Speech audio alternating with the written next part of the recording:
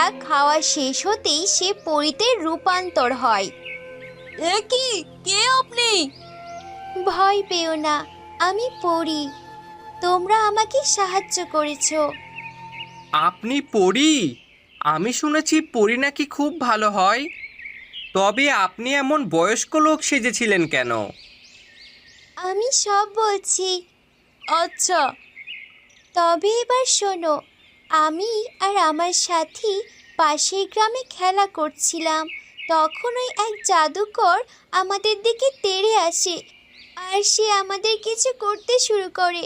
অনেক কষ্টে আমি এই গ্রামে চলে এসেছি।